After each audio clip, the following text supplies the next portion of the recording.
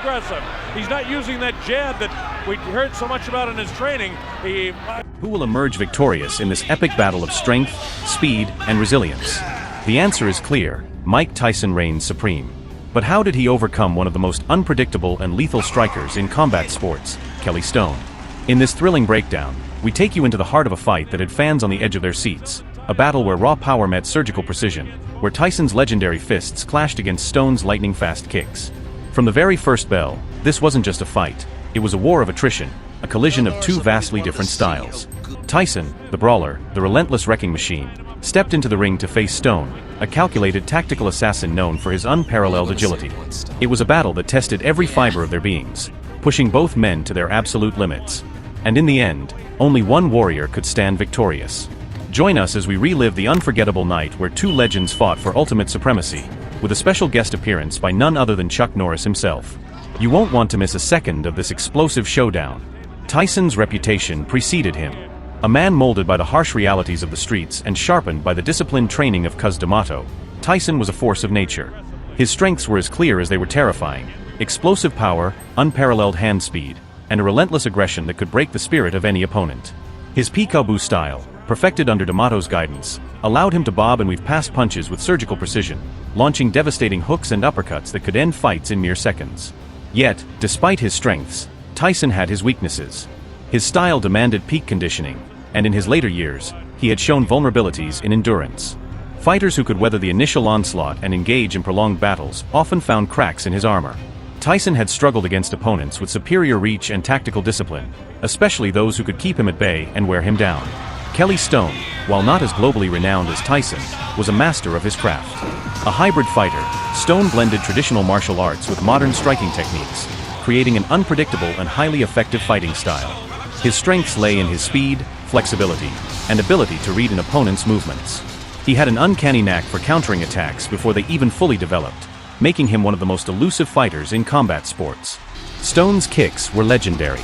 His spinning back kick was said to be as powerful as a sledgehammer, and his ability to strike from unusual angles made him a nightmare for conventional boxers. However, like all fighters, he had his weaknesses.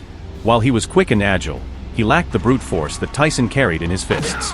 Additionally, his ability to take a punch had never been tested against someone with Tyson's level of ferocity. From the moment the bell rang, it was clear this would be a war.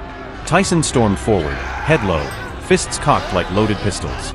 Stone, light on his feet, danced around the ring, looking for angles, looking for weaknesses. The contrast in styles was mesmerizing. Tyson's raw aggression against Stone's surgical precision. Tyson's first assault was a blur.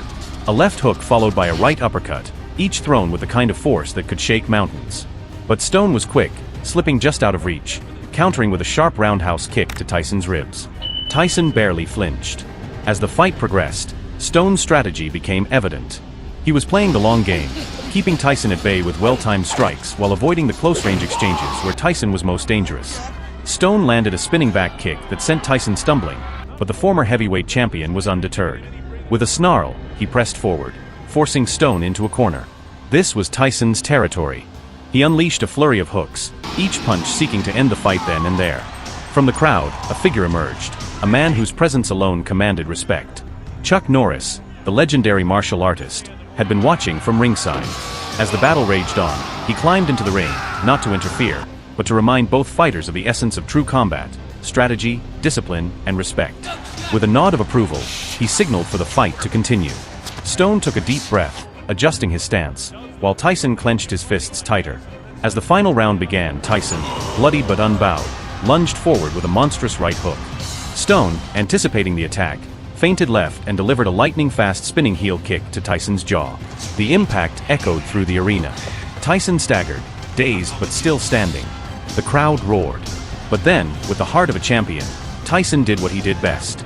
He dug deep, pushing through the pain, and unleashed a final uppercut that connected cleanly with Stone's chin. Stone collapsed to the canvas, struggling to rise before the count of 10. The referee's hand came down one last time.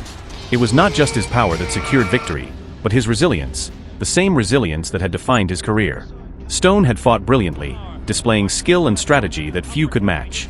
But in the end, the sheer force of Tyson's will, combined with his legendary punching power, proved too much to overcome. As the dust settled, Chuck Norris stepped between the two warriors, raising both their hands in acknowledgement of the epic battle they had given the world. Because in the end, it was not just about victory or defeat, it was about the spirit of the fight, the test of limits, and the unwavering pursuit of greatness. And on that night, in that arena, both men had achieved immortality.